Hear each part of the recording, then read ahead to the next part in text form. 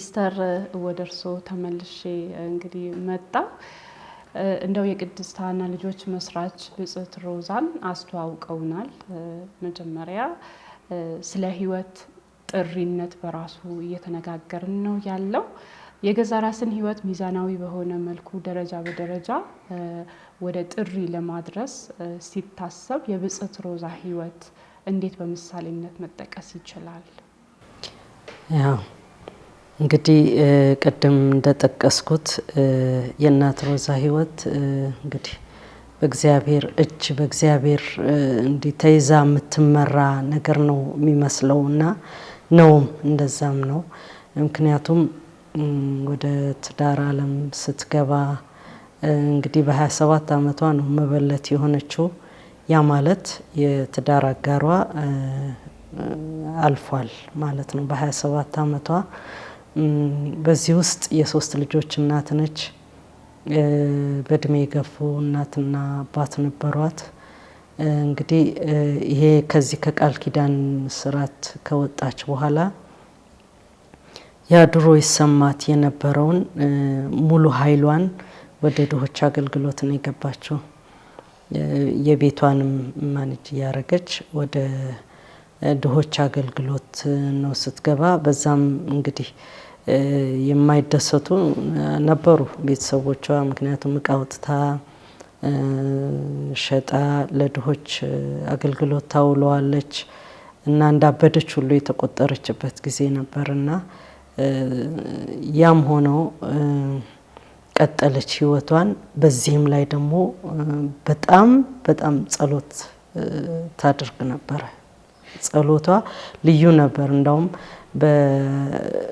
በዛው ቤተክርስቲያን በነበረችበት አንድ ግሩፕ ትመራ ነበረ።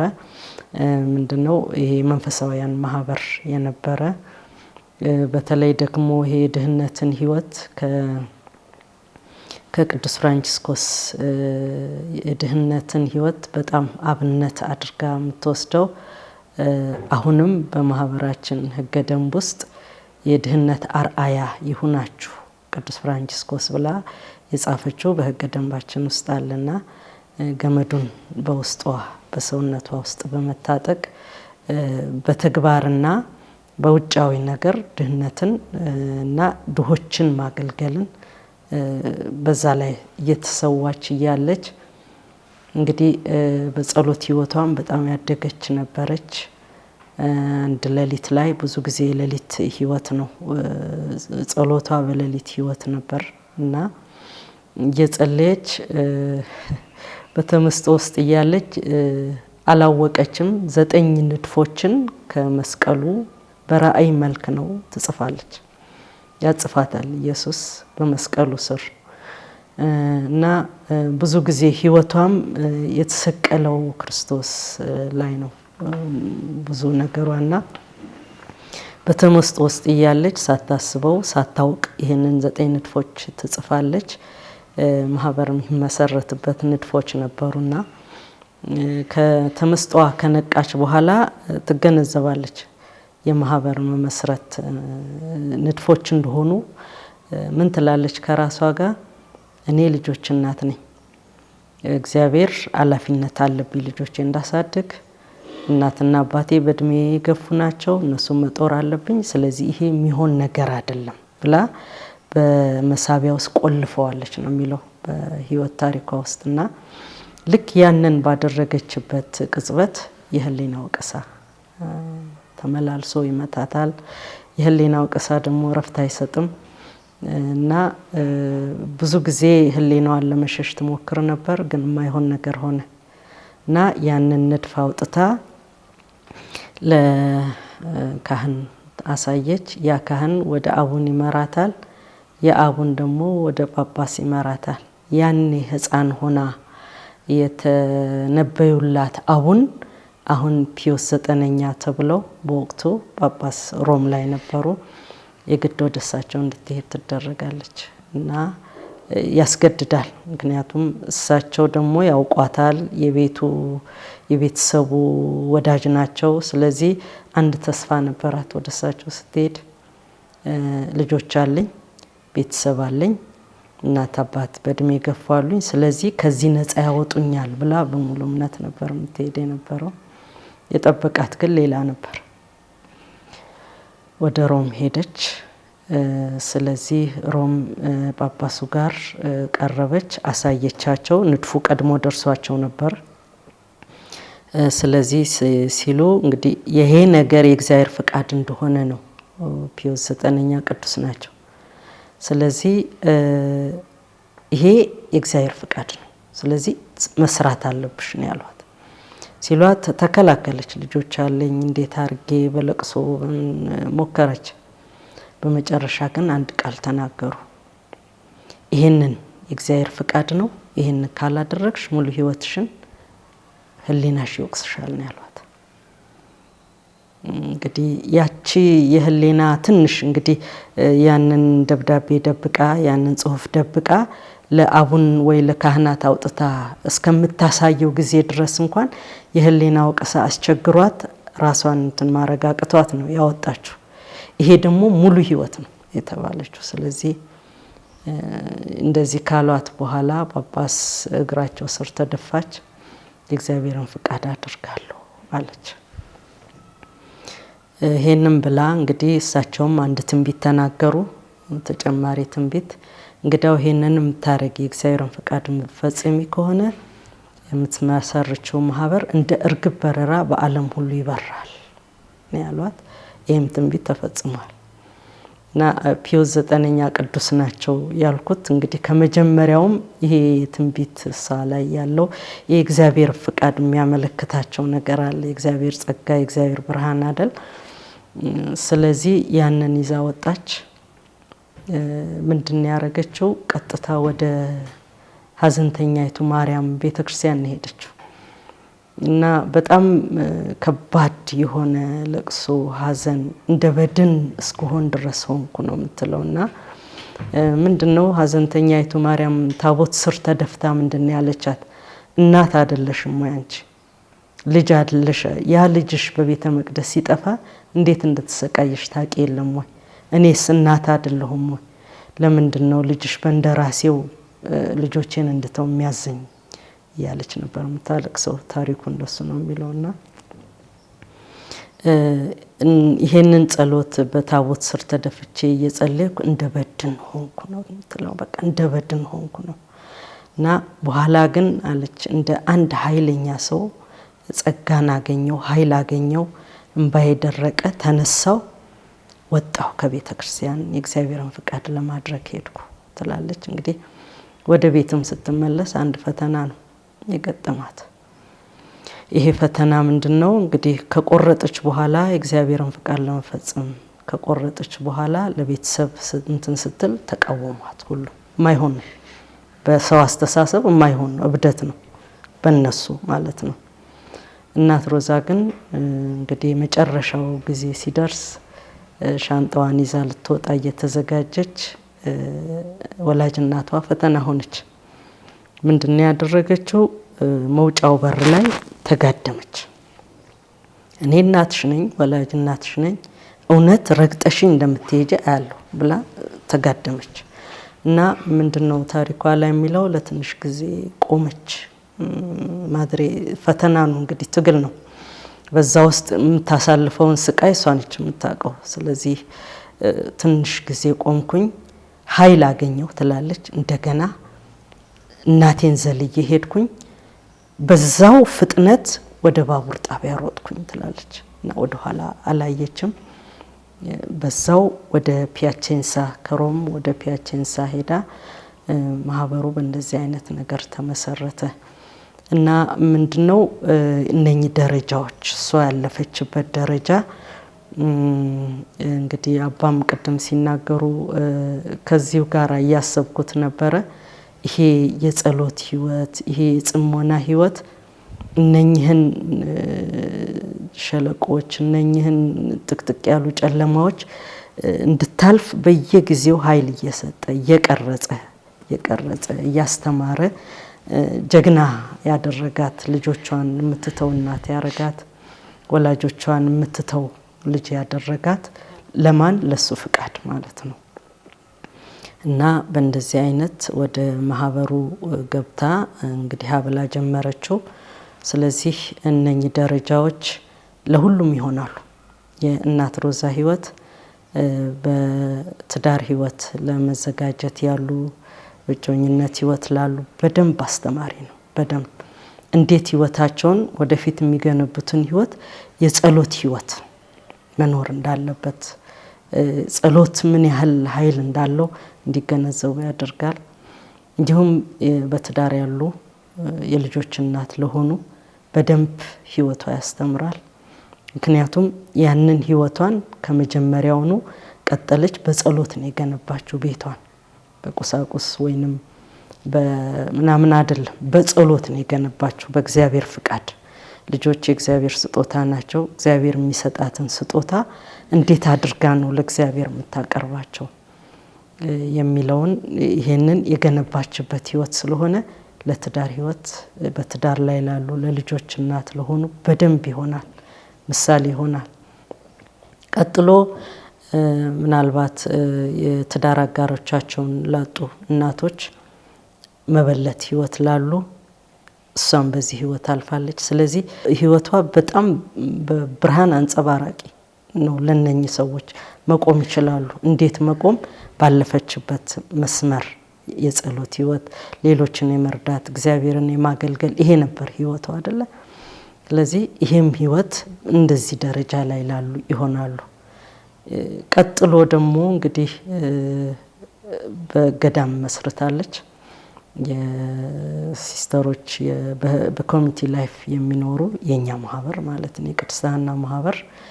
ይሄ ደግሞ እንግዲህ ወደ እግዚአብሔር ለመድረስ በምን አይነት መልኩ መሄድ እንዳለብን ህይወቷ መስታወት ነው፣ ግልጽና ግልጽ ነው። ስለዚህ በደንብ አካሄዱን ጠርገዋለች። በደንብ ወደ እግዚአብሔር እንዴት መድረሻውን ጠርገዋለች።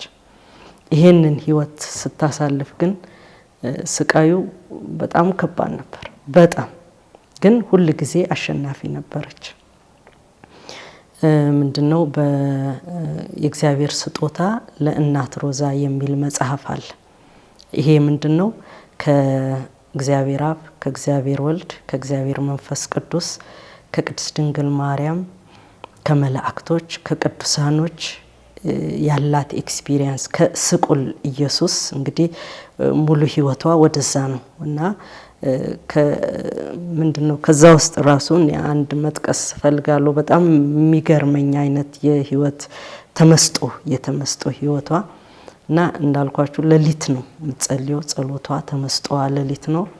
በስቁል ኢየሱስ ፊት ጸልይ ይሄ እላው ላይ የነበረው አክሊል እመኘው ነበር ትላለች እና ብዙ ጊዜ ጸልይ እመኘው ነበር። አንድ ቀን መላእክት የሾህ አክሊል ይዘው አየኋቸው እና ይሄ ላንቺ ነው አሉኝ ትላለች። ደስ ብሎኝ ይሄንን አክሊል አምጥተው ሾህ አክሊል ራሴ ላይ ያደረጉት ትላለች እና በዚህ ጊዜ ኃይለኛ ፈተና መጣ።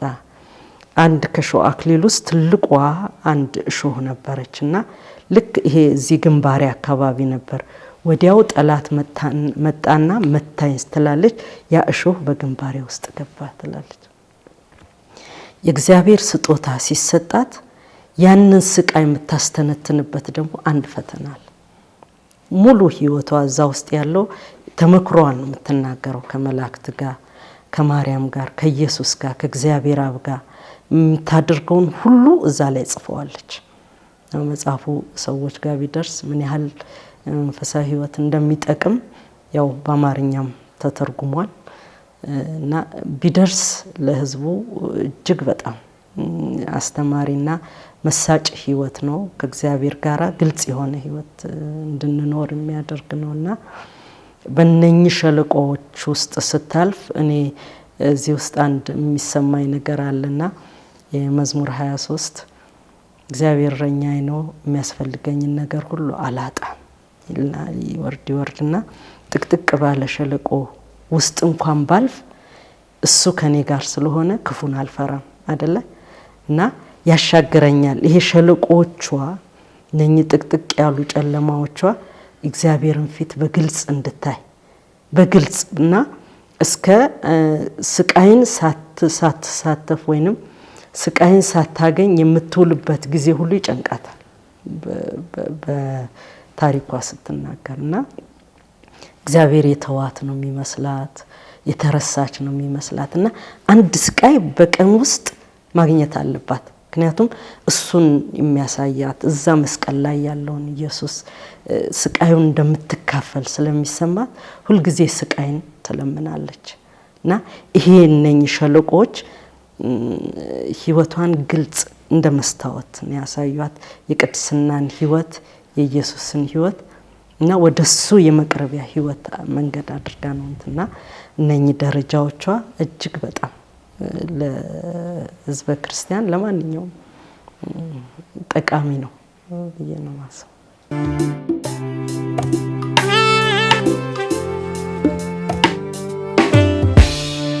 መሰገናለሁ ሲስተር በሐሳብ በብዙ ተመስጦ ውስጥ አስገብተውናል። ታሪኩ በጣም አስተማሪና ጥልቅ ነው። ከዚህም በላይ እንደሆነ አምናለሁኝ። ለዚህም አመሰግናለሁ። እርግጠኛ ነኝ አድማጭ ተመልካቾቻችንም ከዚህ ግለሰብ ልበላት እንደ አንድ ሰው እንኳን ብናቀርባት እንደ አንድ ለእግዚአብሔር እሺ እንዳለች ሰው ብናቀርባት ብዙ የምንማረው ነገር እንዳለ ነው የተረዳሁት። ሌላው ደግሞ ህይወትን እንደ ጥሪ ስንመለከት ደግሞ እንግዲህ ስቃይንም ያካትታል። እዛ ውስጥ እግዚአብሔር ብጽዕት ሮዛን እየሰራት ነበረ። ይሄ ከጸሎት በኋላ ጠንካራ ሆኜ ተነሳሁ የምትለው በአንድ ሌሊት የመጣ ነገር አይደለም። ብዙዎቻችን ወይ ብዙ አድማጮቻችን በዚህ ሰዓት መስቀል እግዚአብሔር በየቤታቸው በተለያየ መስቀል እንዲያልፉ ፈቃዱ ሆኖ ሊሆን ይችላል እና ከሱ ጋር በነበራት ጥብቅ ትስስር ነው ያንን መሸከም የቻለችው። ከዛ መሸሽ ያልፈለገችው ከዛ ማፈንገጥ ያልፈለገችው እና እንደ ቤተሰብ በተለይ ቤተሰቦች በብዙ በዚህ ሰዓት በልጆቻቸው ይፈተናሉ፣ በትዳር አጋሮቻቸው ይፈተናሉ። ሌሎችም በተለያየ የጥሪ መንገድ ውስጥ ያሉ ሰዎች በአንድም በሌላም ይፈተናሉ። ህይወትን እንግዲህ በጥሪ መንገድ ስናይ ፈተና አልባ የሆነ አይደለም። ነገር ግን ከብጽዕት ሮዛ ህይወት እንደሰማነው መጨረሻ ላይ ግን እግዚአብሔር በዛ ሁሉ ውስጥ እሱ በሚፈልገው መንገድ እንደቀረጻትና ለፈቃዱ ምቹ እንድትሆን እንዳደረጋት ነው የተማርነው እና አመሰግናለሁኝ ሲስተር። አሁንስ የእግዚአብሔርን ፈቃድ በእምነት በዕለት ተዕለት ተግባር ውስጥ ለማጤን ለሚፈልጉ ምን ይላል ይሄ ህይወቷን አጠር አድርገው ቢገልጹልን የእግዚአብሔርን ፈቃድ በተመለከተ? እንግዲህ የእግዚአብሔር ፈቃድ የሚገለጸው እስሩ ስንሆን በጽሞና አባ እንዳሉት በጽሞና እሱን በመፈለግ በመጠየቅ ነው።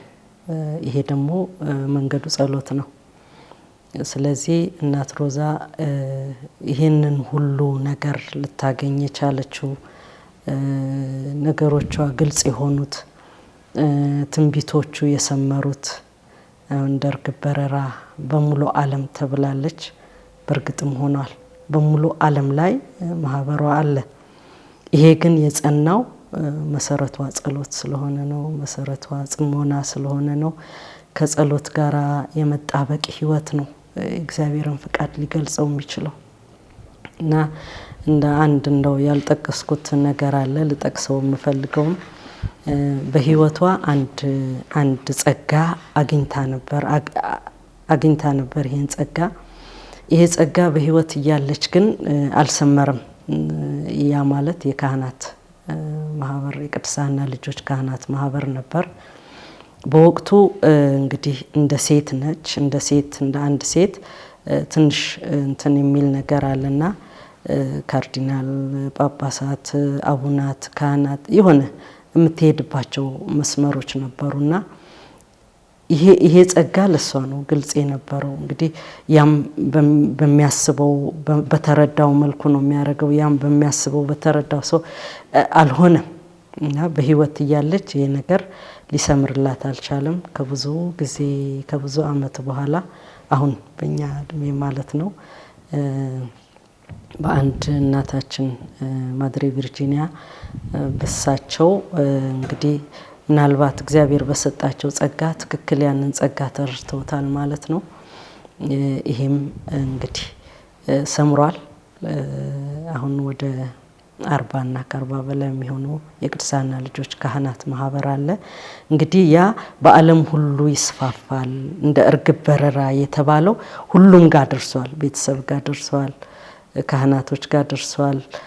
እንደ እግዚአብሔር ፍቃድ ሁሉ ቦታ ተነካክቷል። ይሄ ነው የእርግብ በረራ፣ እርግቧ ክንፏን የዘረጋችው ማለት ነውና ስለዚህ ይሄም እንግዲህ በእናት ሮዛ ምንም እንትን የሚል ነገር የሚያከራክርም ሌላም የሚያሰኝ የለም። መንገዱ ጸሎትና ጸሎት ብቻ ነው፣ እግዚአብሔር ፍቃድ የሚገለጽበት ይሄ ነው። አመሰግናለሁኝ ሲስተር። እንግዲህ ብዙ ነገር አንስተን ተወያይተናልና አባ ያለንበት ወቅት የሁሉም ነገር እሴት እኩል ተደርጎ የሚታይበት ወቅት ነው ይመስላል። አንዱ ከሌላው የማይበልጥበት ወይ የተሻለ አዎንታዊ ተጽዕኖ የመፍጠር አቅሙ የደከመበት በሚመስል በዚህ ጊዜ ቅድም እንዳልነውም ተቀዳሚው ነገር ከእግዚአብሔር ጋር ያለን ግንኙነት ነው። ዞሮ ዞሮ የሚያመጣን ወደ ምንጫችን ነው፣ ወደ እግዚአብሔር ነው እና አንድ ሰው ጊዜ የለኝም ብሎ የሚያስብ ሰው ለምሳሌ በጣም በሩጫ ነው ህይወቴን እየመራሁ ያለሁት ብሎ ለሚል ሰው ይሄ ከእግዚአብሔር ጋር ያለው ግንኙነት እንደው እንዴት ያሳድግ ተጨባጭ የሆነ ምንድነው ይሄ መሳሪያ ወይ መንገድ ቢጠቁሙት እና በኋላም እህቴ ትዕግስት አንቺም እዚህ ላይ የምትይው ነገር ካለ እንደ መደምደሚያ እናደርገዋለን። ያው ሁሉም ዋጋው እኩል ነው ብሎ ማለት ምናልባት ተመልሶ ምንም የተለየ ትርጉም የለውም ወደ ማለት ወይም የዛ ነጸብራቅ ሊሆን ይችላል። ግን ነገሮች ቅደም ተከተል ተዋረድ እንዳላቸው በጽሞና ማስተዋል ራሱ ጥበብ ነው። ለምንድነው የሚደክመው? ለከንቱ ነገር የደከመ እና ለቁም ነገር የደከመ ፍሬው አንድ ስለማይሆን ማለት ነው። ስለዚህ ሙላት ላለው ለህይወት ለክቡር ነገር ውበት ላለው ለአስደናቂው ነገር መድከም ለከንቱ ከመድከም የተሻለ ነው። ለዛ ጥያቄ ማቅረብ፣ ቆም ማለት፣ ማሰላሰል አሁንም ቀድመንም እንደተነጋገርንበት አስፈላጊና ትልቅ ቦታ ያለው ነው። ስራ ምንድነው? ኑሮ ምንድነው? መኖር ማለት ምን ማለት ነው? ተኖረ የሚባለው የጊዜው ርዝመት ሳይሆን ጥራት ያለው ህይወት ነው ወይስ ባዶ ህይወት ነው ብሎ መለየት ራሱን አንዱን ነገር ራሱ እንኳን በአደራረጉ ልናበላልጠው እንችላለን ማለት ነው። አንዱ ምሳሌ ምናልባት ከቅዱሳት መጻሕፍት ከብሉይና ከአዲስ ብንወስድ አምልኮ አሁን ትልቅ እሴት ነው፣ አስፈላጊ ነገር ነው፣ ፋይዳ ያለው ነው። ከኔ በቀር ሌላ አምላክ የለህም ብሎ እግዚአብሔር የሰጠው ትእዛዝ ነው። በኦሪት ዘሌዋውያንም አምልኮ ራሱ እንኳን እንዴት እንደሚደረግ እግዚአብሔር ዘርዝሮ አስረድቷል። እንዴት ከመስዋዕትም እንዴት እንደሚያቀርቡ አደራረጉ ሁሉ እንደዛ ያለው ራሱ ደግሞ አምላክ መልሶ አንዳንድ ቦታ ላይ ለትንቢተ ኢሳይያስን ምዕራፍ 1 ትንቢተ አሞጽ ምዕራፍ 5 ትንቢተ ኤርምያስ ምዕራፍ 7 ላይ ስንመለከት ጸሎታችሁን መስዋዕታችሁን አልፈልገውም ይላል። አሁን ያ እንዴት እንደዚህ ሊል ይችላል? እግዚአብሔር ራሱ ከኔ በቀር ሌላ አምላክ የለህም ያለ መንገዱን ያሳየ እግዚአብሔር ዝቅ አደረገው ወይ? አምልኮውን ዝቅ አደረገው ወይ ብለን እንጠይቅ እንችላለን። እና ምክንያቱ ግን ተገልጿል። ምክንያቱ ለምሳሌ በትንቢተ ኢሳይያስ ላይ የሚለው ምንድነው? በቃ አጸያፊ ሆኗል ለኔ አምልኳችሁ፣ እጣኑ፣ ዜማው፣ መዝሙሩ፣ ጾሙም በምዕራፍ 58 ላይ የሚለው ምንድነው? እጆቻችሁ ደም ተሞልተዋል። ስለዚህ ትልቁ ክብር እንኳን የሚባለው ነገር አደራረጉ ልክ ካልሆነ ሰው ልጅ የተቀደሰ ህይወት ክብር ካልተሰጠው እሱ እንኳን ይቀንሳል፣ ተበላለጠ ማለት ነው። ጥሩ አምልኮና መልካም ያልሆነ አምልኮ ተብሎ እንኳን ሌላው ነገር ማለት ነው። እንደዚሁም ደግሞ ቅድሚያ አሁንም ይህንኑ በተመለከተ ትንቢተ አሞጽ ላይ የሚለው ምንድነው? ፍትህ እንደ ጅረት ይፍሰስ፣ ጽድቅ እንደ ወንዝ ይፍሰስ። እነዚህ ካሉ ነው አምልኮ ዋጋ የሚኖረው በማለት እግዚአብሔር ያስረዳል። በአዲስ ኪዳንም ክርስቶስም ሰው ዓለምን ሁሉ እንኳን ውስጥ ያሉት ነገሮችን ጨብጦ ነፍሱን ግን ቢያጣ ምን ዋጋ አለው ሲል እንግዲህ አበላለጠው ማለት ነው። ትልቁን ነገር ያገኘ ሌላውንም ነገር አግኝቷል። የሚጋጭ ይመስላል፣ አያዋዊ ነው። ግን ጽድቅን ፈልጉ ሌላው ይጨመርላችኋል ሲል ጽድቅ ይበልጣል ማለት ነው። ትልቅ ቦታ አለው እንደማለት ነው። ፍቅር ይበልጣል ማለት ነው እና ለሚበልጠው ጊዜን መስጠት መድከም እጅግ ትልቅ ቦታ እንዳለው ነው። አሁንም በማርቆስ ምዕራፍ 7 ላይ ስለ መንጻት ከምግብ በፊት ባለው ሙግት ላይ ምን ይላችኋል ክርስቶስ? የራሳችሁን ወግ ትልቅ ቦታ ሰጣችሁ የእግዚአብሔርን ፍቃድ ግን እና ትእዛዝ እስከ መናቅም ትደርሳላችሁ። እና ቁርባን ነው ብሎ አንድ ሰው አቅርበዋል በሚል ሰበብ ከአባትና እናቱ ጋር አክብር የሚለውን ትእዛዝ እንኳን እስከ ችላ የማለት ሁኔታ አለ። ሆኖም የሚበልጠው እሱ ለሚበልጠው ቦታ ስጡ። ግብዝነትንም ሲወቅስ ከውጭ የሚታየው የተከበረ ሕግ የተፈጸመ እየመሰለ ዋናው ግን መሰረታዊ የሆነው ዓላማ ያለውን ነገር ሲናቅ እዛም ላይ ግጭቱን እናያለን። ሰንበት ትልቅ የእምነቱ የ10ቱ ቃላት ክፍል ነው። ግን አደራረጉ እንዴት ነው በሚለው ራሱ ክርስቶስ አሁንም መልሶ ይህን ያስረዳል። እና ቅደም ተከተሉን ለማስተዋል እንግዲህ አሁንም ቆም ማለት ማስተዋል ይፈልጋል።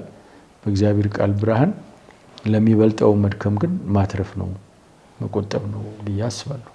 አመሰግናለሁኝ አባዬ ሲያብራሩ። እንግዲህ አንድ ነገር ውስጥ መጥቷልና ልተው አልፈልግም። ምንድነው እንደው ይሄ ውስጥ እየሆነ ያለው ነገር እያንዳንዱ ሰው አመልካለሁ፣ እግዚአብሔርን አምናለሁ፣ እግዚአብሔርን አውቃለሁ የሚለው ነገር ወጥቶ ማህበረሰቡ ውስጥ የሚያመጣው አዎንታዊ ተጽዕኖስ ከዛ እውነተኛነት ጋር የተያያዘ ነገር የለውም ወይ? የጸሎቱ ብዛት፣ የስርዓቱ አካሄድ፣ ውበቱ፣ ይሄ ሁሉ ነገር እንዴት አዎንታዊ ነገር እንዴት በሚዳሰስ በሚጨበጥ ነገር ላይ ለውጥ አላመጣም ብሎ መጠየቅ ውስጥ ተገቢ ነገር ነው ብዬ እንድጠይቁት ገፋፋኝ ውስጥ የሆነ ነገርና ግን ነው የእግዚአብሔር ቃል የሚያስተምረው ያንን ነው። ይህንን የሚቋጭ ራሱ መዝሙር 24 ላይ ምን ይላል? ማን ነው ወደ እግዚአብሔር ተራራ የሚወጣ? ማን ነው በተቀደሰ ስፍራው የሚቆም? እንግዲህ ያው ለማምለክ እግዚአብሔር ለመስገድ ማለት ነው። እጆቹ ንጹህ የሆኑ ልቡ ንጹህ የሆነ እጆቹ ምናልባት በተግባር ልንተረጉመው እንችላለን። ልብም ሀሳብንም ይጨምራል እና አምልኮና ሕይወት አብሮ መሄድ እንዳለበት መንፈሳዊነት ከሕይወት ጉዞ ጋራ መነጣጠል የለበትም የሚል ጥልቅ የሆነ አስተምሮ አለና ያንን መርሳት እንደሌለብን ሊናችን ስንመረምር እግዚአብሔርን ማፍቀር ወንድምና እህትን ማፍቀር በተግባር በሐቀኝነት መሆን እንዳለበት ያሳስባልና የአምልኮ ውበቱም እሱ እንደሆነ ይነግረናል። እና ትክክለኛ ጥያቄ ነው። ሕይወት እንደ ጥሪ ሁሉ ነገር እኩል ዋጋ አለው የሚለውን ነገር ሲስተር ስትጠይቂ ሁሉ ነገር እኩል ዋጋ የለውም። ለምሳሌ ፈጣሪንና ፍጡርን እኩል ዋጋ ልንሰጠው አንችልም። እዚህ ሕይወት እንደ ጥሪን ሳስበው ስመለከተው ይሄንን ነው አይ ቲንክ የመጀመሪያ ነገር መለየት ያለብን። የቱ ጋ ነው ዋጋ የምሰጠው ነገር ያለው? እውነት ዋጋ ያለው ነገር መጀመሪያ የትኛው ነው ብሎ ማሰብ። በተለይ በአሁኑ ሰዓት ብዙ ነገር ስለምንሰማ ብዙ ነገር ስለምናይ ጊዜ የለንም። የትኛው ነው ዋጋ ያለው? አሁን እኮ የሚያሳዝነው ነገር ግብረ ገባዊ አእምሮ እንኳን ለሌለው ሰው ደጋፊዎች እየሆንን ነው በሚያሳዝን ሁኔታ።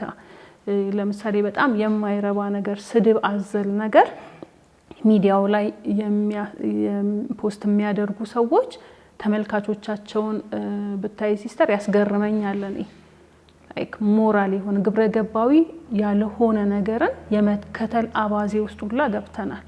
ስለዚህ የመጀመሪያው ነገር ሁሉ ነገር እኩል ዋጋ የለውም። አንዳንዱ ነገር ቆሻሻም ነው፣ ከዋጋ ያነሰም ነው። ስለዚህ ልከተለው የማልችለው ነገር ነው። የቅዱስ ጳውሎስ ሐሳብ ነው የሚመጣው። ህብራዊ ነኝ፣ ፈሪሳዊ ነኝ፣ የተማርኩ ነኝ ይልና ዘርዝሮ ሁሉም ሰው ሞገስ ሊሰጠኝ የሚችል ነገሮች አሉኝ። ነገር ግን እነዚህን ነገሮች ሁሉ ክርስቶስን በማወቅ ብቻ እንደ ጥራጊ ቆጥሬያቸዋለሁ ይላል። ምክንያቱም እዛ ጋር የሚበልጥ ነገር ስለመጣ ነው። ስለዚህ የመጀመሪያው ነገር ምንድነው? ከፈጣሪ ጋር መጣበቅ። ህይወትን የሰጠን አንድ ፈጣሪ ያለ አምላክ አለ። ስለዚህ ህይወታችን ቤቱ ጋር መሄድ እንዳለበት ልክ እንደ ህፃን ልጅ እኛ አናቀው። የቅድስት የብጽዕት ሮዛ ታሪክ እኔ የእውነቴን ነው በጣም ወደ ውስጤ እንድገባ ሲስተርም እንዳሉት መጽሐፏንም አግኝቼ እንዳነብ ይገፋፋኛልና የሚያስደንቅ ታሪክ ነው ያላት። ግን በዛ ሁሉ ውስጥ ማዳመጥ ትችላለች። እምቢም እኮ እያለች ነው እንትን ትለዋለች። እኔ ይሄን አልፈልግም፣ ይሄ ከባድ ነው ለኔ።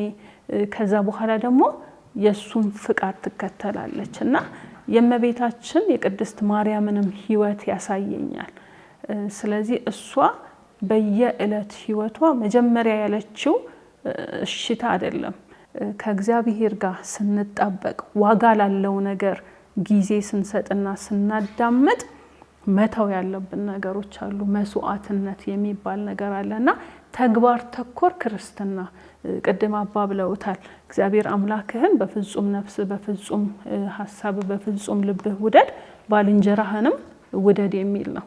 ይህ ባልንጀራ ማለት ሰው ምናልባት ይሄንን ውይይት ስናደርግ እንዴት መኖር አለብን? ምን እዚህ ጋር የሚወያዩት ነገር እንደው ተጨባጭ ነው ወይ ይላል ወይ ብዬም እያሰብኩኝ ነበር። እሱን ሳስብ አዎ ተጨባጭ ነው። ሌላ ነገር አይመስለኝም እግዚአብሔር የሚጠየቀን። ልክ እማሆይ ቴሬዛ እንደሚሉት ቅድስት ቴሬዛ ቅድስና በምትኖርባት ሰዓትና ባለ ህይወት ውስጥ በትክክል መኖር ያለብህን ኃላፊነት መኖር ነው ይላሉ። ስለዚህ አንድ ወጣት በቤተ ክርስቲያን ውስጥ ያለ ወጣት ምርጫው ምንድነው? ምርጫው እግዚአብሔር ከሆነ ከእግዚአብሔር ጋር የተሳሰረ ህይወትን ተግባሩን መፈተሽ አለበት ብዬ ነው የማስበው። አንድ መነኩሴም በህይወቷ ባለው፣ አንድ እናትም በህይወቷ ባለው፣ አንድ ወንድም እህትም በዛ ውስጥ እንደ ልጅ፣ እንደ አባት፣ እንደ እናት የስራ ውስጥ ያለን በስራ ቦታችን የተሰጠን ኃላፊነት ላይ የምናደርገው እግዚአብሔር የሰጠኝ ነገር ነውና እንዴት ነው ተግባሬ እግዚአብሔር ከሚጠይቀኝ እሱን ከሚያስደስተው ነገር ጋር የተሳሰረ ነው። ያንን ስናደርግ ኦፍ ኮርስ እንደ እናት ሮዛ መስቀሎች አሉ። ያንን መስቀል ደግሞ አብሮ የመሸከም ጸጋንም እንዲሰጠን ቅድም እንደተባለው በጸሎት ህይወት ወደ እርሱ መቅረብ ብቻችንን ስለማንችለው ልክ አንድ ህፃን ልጅ ይሮጥና አባ ወይም እማ ብሎ ይመለሳል አይደል? አንዳንድ የሚያቀተው ነገሮች አሉ። እኛ ብዙ የሚያቀተን ነገሮች አሉ። እዚህ ሁሌ ማሰብ ያለብን የፈጠረን አምላክ አለ። ብቻችንን አይደለንም። ብቻችንንማ መልካም ነገር ማድረግ አንችልም። ብቻችንንማ ጥሩ ነገር መምረጥም እኮ አንችልም። አቅምም የለንም። ጸጋው ነው ያንን ነገር የሚያስኬደን። ግን ለብቻችን ራሳችንን ከነጠልን አደጋ ውስጥ እንወድቃለን። ይሄን ነው ማለት የምችለው። አመሰግናለሁኝ። እንደ መቋጫ ማደርገው እንግዲህ በዮሐንስ ወንጌል ላይ የተጠቀሰውን ነው። እኔ የወይን ግንድ ነኝ፣ እናንተ ቅርንጫፎቼ ናችሁ።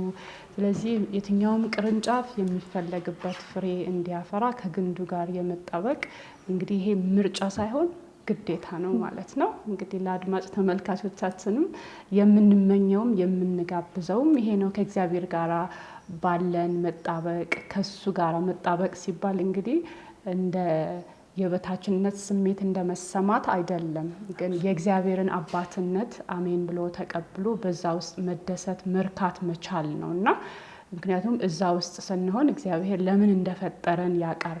ስለናንተ ያለኝ ዓላማ የማቀው እኔ ነኝ ይላልና ወደዛ እንድናድግ ብቻችን አይደለንም። በየትኛውም አይነት የህይወት ውጣ ውረድ ውስጥ ብንሆንም እግዚአብሔር አብሮን አለ። በዛ ውስጥ ለተሻለ ነገር እየሰራን እሱ እኛን እየቀረጸ እንደሆነ እየተሰማን መጓዝ ይኖርብናልና ለዚህ ሁሉ እግዚአብሔር ይርዳን። የዛሬ ፕሮግራማችን እዚህ ላይ እንቋጫለን። በሚቀጥሉት ጊዜያት በተለያዩ ፕሮግራሞች ወደ እናንተ እንመጣለን። በእንግዶቼን አመሰግናለሁኝ ስለነበረን ቆይታ። ለእናንተ መልካም ጊዜ